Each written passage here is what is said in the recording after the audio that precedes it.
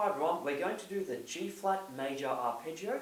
The notes are G flat, B flat, D flat and G flat, being the first, third, fifth and eighth notes of the scale, and we're going to do it slowly and then faster.